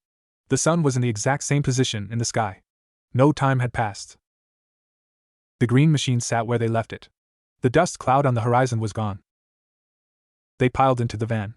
Percy's hands shook so badly he couldn't get the key in the ignition. Naruto sat in the back, breathing heavily, tears finally cutting tracks through the dust on his cheeks. Annabeth stared straight ahead, her face a mask of hard-won composure. Percy finally got the engine started. It turned over with a healthy purr. The terminal clank was gone. As they pulled back onto the highway, leaving the pink monstrosity behind in the shimmering heat, Naruto finally spoke, his voice raw. "That was the hardest fight yet. Not against a monster. Against everything I ever wanted." Percy nodded, his throat too tight for words. He looked in the rearview mirror, meeting Naruto's red-rimmed eyes. They had faced the ultimate temptation, a world without pain, without struggle, without the heavy burdens of their destinies. And they had said no. Not with a bang, but with a whisper of memory, a spark of love for their flawed, real lives. The road ahead was still dark. The dam awaited. But as they drove west, the bond between them was no longer just forged in shared chaos. It was tempered now in the shared, terrible, beautiful choice to remain themselves. They had looked into the heart of a perfect, peaceful void, and chosen the storm instead. Next. Chapter 7, The Desert of Screams. The desert devoured the road. 2 days had bled into a monotony of heat, bad diner food, and the constant, low-grade hum of paranoia. The near succumbing at the Lotus Casino had left a mark deeper than any physical wound. Conversations were quieter, laughter more brittle. They were shells holding together a core of shared, unspoken dread. The GPS, powered by whatever dubious Stole-Brother magic, directed them off the main highway onto a crumbling state route that wound through canyons of red and ochre rock. The air grew even drier, if that was possible, each breath scraping the back of Percy's throat. The only smell was dust, hot stone, and the faint, lingering scent of their own anxiety. "Are we sure this is right?" Percy asked, squinting at the desolation. "The Dam of the Titan is a massive concrete structure buzzing with tourists. This looks like the moon after a bad breakup." "The prophecy said seek the Dam of the Titan in the dead of night," Annabeth recited, her finger tracing a contour line on the map. "It's not literal. It's symbolic. This is a nexus point, a place where the earth was scarred by titanic effort, where human will bend a river to its purpose. The energy here, it's a scar. Perfect for a first wound." Naruto, unusually silent in the back, had his forehead pressed to the window. His eyes were closed, but Percy could tell he wasn't sleeping. He was sensing. "The energy's wrong here," he murmured, not opening his eyes. "Not like the casino. That was sticky, sweet. This is jagged. Like broken glass in the earth. And there's voices." Percy and Annabeth exchanged a glance. Percy heard nothing but the wind whistling through the canyon. They parked the green machine in the lee of a massive sandstone bluff, its shadow providing a sliver of relief. The plan was to wait for nightfall, as the prophecy instructed. They passed the time checking weapons, rewrapping grips, eating tasteless protein bars. The ambrosia was running low, saved for emergencies. As the sun dipped below the canyon rim, painting the world in violent shades of purple and blood orange, the silence became oppressive. It wasn't an absence of sound, it was a presence. A waiting. Then, the wind changed. It came from down the canyon, a hot, gritty breath that carried a new scent on it, Ozone, yes, but also the cold, mineral smell of deep cave water, and something else, the dry, ancient scent of papyrus and ink. The voice on the wind was a whisper at first, layered and impossible. A worthwhile sacrifice. It sighed, in the calm, didactic tone of the Sage of Six Paths. A pawn in a glorious cause. It hissed, with the charming, bitter venom of Luke Castellan. Percy and Naruto were on their feet in an instant, weapons out. Annabeth had her dagger and a flashlight, its beam cutting a wobbly path into the gathering dark. It's here, Naruto said, his voice flat. It's using our pasts again. But it's blending them. From the mouth of a side canyon, the sand began to stir. It didn't blow in the wind, it coalesced. It rose in a golden whirl, taking shape. It formed a humanoid figure, tall and imposing, its features vague but reminiscent of the sage's statues Naruto had described. Its robe was flowing sand. But its eyes were not the sage's Rinnegan. They glowed with a familiar, sea-green malice, the color of a certain pit. The figure spoke, and the voice was a horrific duet, the sage's profound wisdom twisted by Luke's cynical despair. The son of the sea. The vessel of the sun. You carry such pain. Such useful pain. Percy's grip on Riptide was slick with sweat. This wasn't a monster to stab. It was an idea given form. An argument. From the opposite wall of the canyon, water began to weep from the porous rock. It didn't drip, it flowed against gravity, gathering into a second figure. This one was liquid, translucent, shaped like Percy himself, but its eyes swirled with the crimson tomo of a Sharingan. Its voice was a watery echo of Percy's own, but laced with Kurama's guttural growl. You know the burden of power. The loneliness. The rage. Why fight for those who will never understand? They're not real, Annabeth said, but her voice lacked its usual conviction. These weren't simple phantoms. They were philosophical attacks, tailored to their deepest insecurities. The Sand Sage Luke took a step forward, its feet whispering on the stone. Naruto Uzumaki. You seek to shoulder the world's hatred. A noble, futile goal. I sought peace through power, through understanding. Look where it led. Your Hokage dream is a chain. Break it. Embrace the simpler truth, some pain cannot be saved. Some worlds are not worth the cost. The words slithered into Naruto's mind, finding purchase in the old wounds of loneliness, the times the village had feared him. Percy saw him flinch. The water Percy Kurama figure glided closer. Percy Jackson. Son of a neglectful god. Weapon of Olympus. How many have died for your heroism? How much of yourself have you carved away? The sea does not love. It consumes. Be the storm. Unleash the tide. Let this world and his drown. It would be a mercy. Tartarus. The poisoning of Ocles. The faces of those he couldn't save. The voice wrapped around those memories like a vine, squeezing. Don't listen! Annabeth shouted. It's feeding on your doubt. We have to fight them! Naruto yelled, his hands forming a seal. Wind style, great breakthrough! A hurricane-force gust erupted from him, slamming into the Sand Sage. The figure dispersed into a cloud of grit, only to reform a moment later, smiling its sad, wise, treacherous smile. You see? Violence is your only language. Your first and last resort. How are you different from the hate you claim to fight? Percy slashed Riptide through the water. Percy. The blade passed through, the water reforming around it, cold tendrils snaking up his arm. You are a weapon, Persis. Accept it. It is cleaner. They were being outmaneuvered. Every physical attack was useless, even anticipated. Every defensive move was parsed, criticized, turned into proof of the entity's arguments. It was a debate with fists and chakra, and they were losing. Annabeth darted between them, not attacking the figures, but studying the canyon. They're tethered. Look! She pointed her flashlight. The sand figure was connected by a nearly invisible stream of particles to a fissure in the canyon wall. The water figure had a thin, liquid umbilical cord leading to a dark, weeping seep in the rock. The scar! She yelled. They're manifestations of the womb's energy. You have to sever the connection. But how? The figures were now actively attacking, not with brute force, but with devastating precision. The Sand Sage raised a hand, and the ground beneath Naruto turned to quicksand, pulling him down. It wasn't just sand, it was the crushing guilt of every failure, the weight of a village's hope. Naruto struggled, his chakra flaring gold, but he was sinking. The water Percy shot tendrils of icy liquid at Percy, each one whispering a failure. Bianca. The tendril wrapped around his ankle, freezing. Beckendorf. Another around his wrist. Silena. A coil around his throat, not choking, just cold, so cold. They were being buried in their own pasts. Percy, teeth chattering, locked eyes with Naruto, who was up to his chest in the gilt sand. In the ninja's wide, desperate blue eyes, he didn't see surrender. He saw a furious, stubborn refusal. The same look he'd had when facing down Pain, when fighting Sasuke. It was the look that said, "I'm not done yet." And Percy realized something. The entities were right about one thing. They were weapons. But they were also more. A weapon is just a tool. It is the hand that holds it, the heart that guides it, that gives it purpose. He wasn't just a son of Poseidon. He was Sally Jackson's son. He was Annabeth's boyfriend.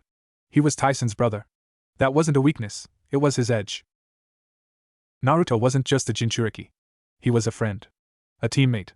A dreamer. That was his edge. They didn't need a new technique. They needed to use the old ones, differently. "Naruto!" Percy gasped, the ice creeping up his jaw. "The connection! Don't attack it! Attack the tie! With everything you are!" Naruto, understanding flooding his face, stopped struggling against the sand. Instead, he focused. He didn't aim a Rasengan at the sand sage. He closed his eyes, and when he opened them, they blazed with a pure, sun-like intensity. He formed a Rasengan in his hand, but instead of wind or pure chakra, he poured into it the memory of Irika's first ramen, of Konohamaru's grin, of the entire village cheering his name, the weight of their belief, not their burden. It wasn't a ball of destruction, it was a compacted star of gratitude. At the same instant, Percy stopped fighting the icy tendrils. He let the cold in. And then he pushed back, not with heat, but with the warmth of the Gulf Stream, the persistence of the tide, the life-giving swell of the sea that nurtured coasts and welcomed sailors home. He focused on the feeling of his mother's hug, of Grover's loyalty, of Annabeth's kiss. He channeled that warmth, that relentless, nurturing love, down Riptide's blade, making it glow not with bronze light, but with a soft, sea-green luminescence. "For Irika!" Naruto roared, hurling his gratitude Rasengan, not at the sand sage's body, but in a blazing arc towards the fissure in the rock, the source of its tether. "For my MOM!" Percy bellowed, swinging Riptide not at the water Percy, but in a wide, cleansing arc that severed the liquid umbilical cord at its source, the weeping seep in the stone. The attacks didn't explode. They unmade. The gratitude Rasengan hit the fissure, and the jagged, broken glass energy there dissolved into something smooth, whole. The sand figure didn't scream. It sighed, its features softening into something truly resembling the sage's compassion for a moment, before dissipating into harmless dust. The sea-green warmth from Riptide washed over the weeping rock. The icy, hateful seep evaporated, replaced by a clean, clear trickle of water. The water Percy figure trembled, the Sharingan eyes fading to Percy's own sea-green, filled with a sudden, shocking clarity and regret, Luke's eyes in his final moments, before melting away into the dry earth. The silence that followed was absolute. Not the waiting silence of before, but a deep, exhausted peace. The oppressive weight lifted. The canyon was just a canyon again, under a blanket of stars.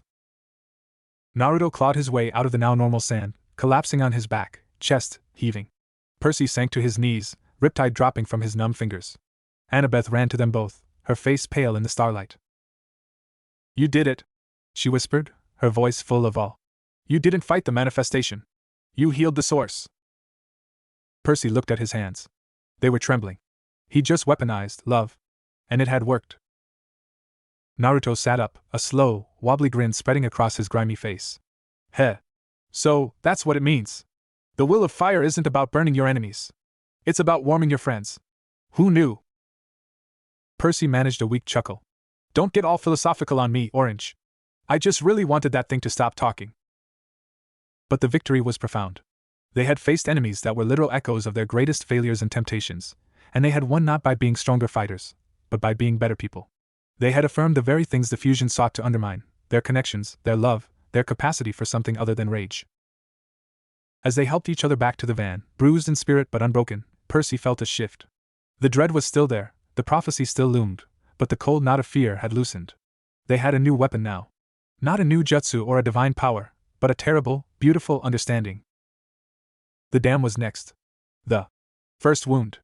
And as they drove through the desert night, the screams of their past still echoing in their minds, they knew one thing for certain. Whatever waited for them at the heart of the scar, it would have to contend not with two powerful warriors, but with two souls who had just relearned, in the most brutal way possible, exactly what they were fighting for.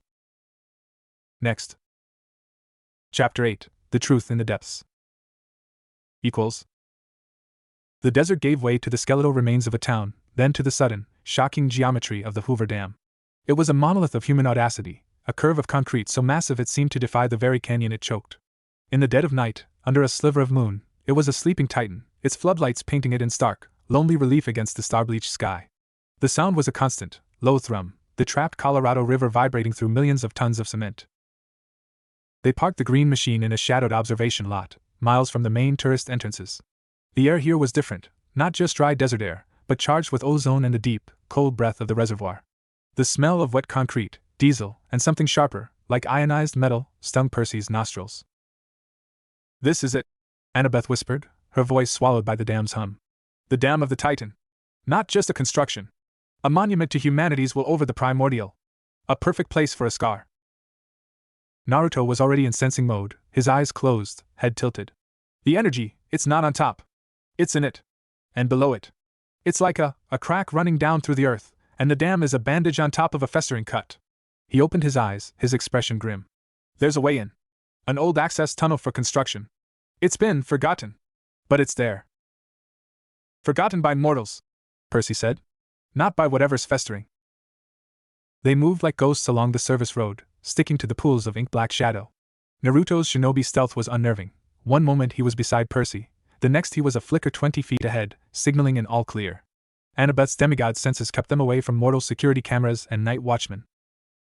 The entrance Naruto found was a fissure in the canyon wall, half hidden by a collapsed shed and a tangle of rusted rebar. It exhaled a breath of air decades colder than the desert night, smelling of damp rock, mildew, and that persistent, sharp ozone. Percy summoned a small, glowing sphere of fresh water to light their way, a soft, sea-green bioluminescence that felt safer than a flashlight's beam. The tunnel was a raw, blasted thing, not meant for tours. The walls were rough-hewn rock, shored up in places by rotting timbers. Condensation dripped from the ceiling with a slow, maddening plink, plink, plink. The thrum of the dam was a physical thing here, a vibration they felt in their teeth and bones. They descended for what felt like an hour, the air growing colder, heavier. The tunnel began to change. The human-made supports gave way to smooth, striated stone that looked natural, but felt engineered. The walls began to pulse with a faint, sickly light, not Percy's or any external source, but a glow from within the rock itself, the color of a bruise. "We're crossing over," Annabeth said, her breath fogging. "This isn't just under the dam anymore. This is between." The tunnel opened abruptly into a cavern so vast Percy's light couldn't touch the ceiling. They stood on a natural stone platform overlooking an underground sea. But the water was wrong. It wasn't water at all. It was a swirling, viscous luminescence, shifting between colors, the deep purple of a healing bruise, the venomous green of the lotus casino, the crimson of corrupted chakra. It moved in slow, chaotic currents, and within its depths shapes flickered, half-formed faces, forgotten nightmares, echoes of battles from both their worlds. The sound was a low moan, a chorus of infinite, muted pain. This was it. The first wound. Not a cut, but an infected, weeping abscess in reality. And in the center of the phosphorescent sea, on a small island of jagged black rock, stood the source. It was not a monster with a defined shape. It was a confluence. A swirling pillar of that same sickly energy, constantly shifting. Within it, they could see fleeting images, the fox-headed Impausa from Camp Half-Blood, the Genjutsu labyrinth of the subway, the Sand Sage and Water Percy from the desert. It was a living record of every fusion they had faced. And at its core, a darker, more profound emptiness pulsed, a hunger that was not for flesh, but for coherence, for pain, for the very instability it created. Algos. The name wasn't heard, it was branded onto their minds. Primordial daimona of pain, misery, and grief. A piece of the original chaos that had latched onto the concept of suffering and never let go. A figure stepped from the swirling pillar. It was humanoid, androgynous, formed of shimmering gray mist. Its face was smooth, blank, but its presence projected a sensation of crushing, eternal loneliness, the loneliness of the void before creation, the loneliness of a sob in an empty house. This was Aldous' avatar, a focus for its will. "You have come." The voice was the sound of ice cracking over a deep lake, of a bone snapping in a silent room. "The bright ones. The bonded ones. You carry such delicious pain. Such beautiful, complicated stories. We're here to close this wound," Percy said, his voice echoing strangely in the cavern. He tried to sound firm, but the sheer, ancient weight of the entity before them made him feel like a child shouting at a glacier. The avatar's head tilted. "Close it? You wish to heal the cut? But the cut is what allows the light in. And the dark. It is the space between notes where the music lives. I have slept since the first tear was shed by the first being that knew loss. Your worlds, with their wars, their betrayals, their endless cycle of hope and despair, they woke me. They are a symphony of suffering. And your two melodies," it gestured at Percy and Naruto, "are the richest of all. We're not here to feed you."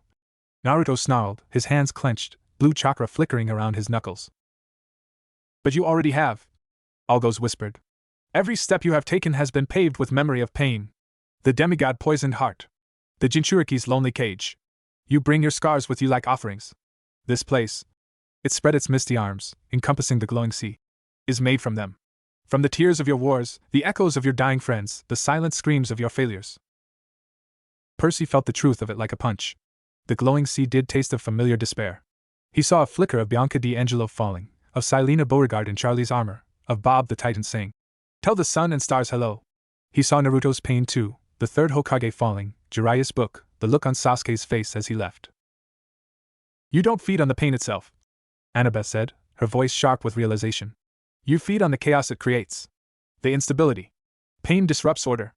It breaks systems. It frays the fabric of reality. That's what you are. A chaos engine powered by grief. The avatar seemed to smile, though it had no mouth. The wise one. Yes. Order is stagnation. Pain is change. Is revolution. Your worlds, in their stubborn cling to peace and heroism, create more potent pain than any simple tragedy. The pain of failed peace. The agony of the hero who cannot save everyone.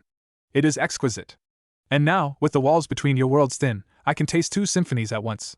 I will let them play against each other until the dissonance unravels everything. A new, perfect, endless chaos. That's your plan? Percy spat.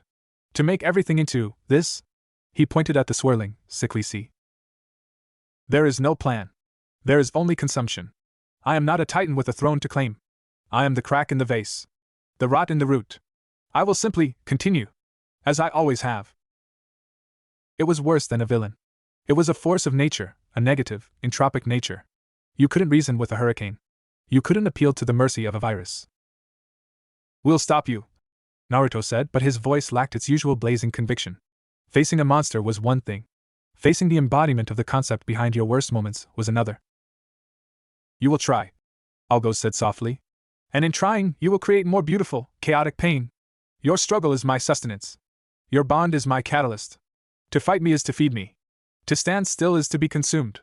This is the truth in the depths. The avatar dissolved back into the central pillar. The pillar pulsed, and the cavern responded. From the glowing sea, shapes began to rise. Not fused monsters this time. These were echoes. Translucent, wraith-like forms of fallen comrades and foes. For Percy, a shimmering, sad-eyed image of Zoe Nightshade knocked an arrow. A form of Luke, young and pleading, raised his sword.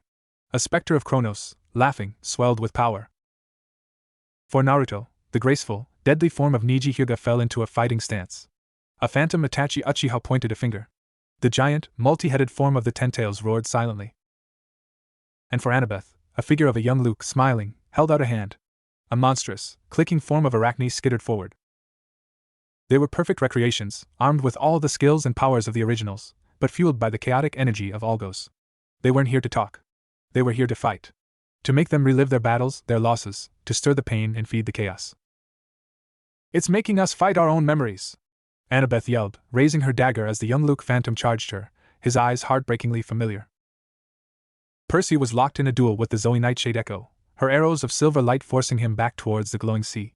Each clash of Riptide against her spectral bow sent a jolt of sorrow through him. Naruto was a blur, dodging gentle fist strikes from Niji's phantom, his face a mask of anguish.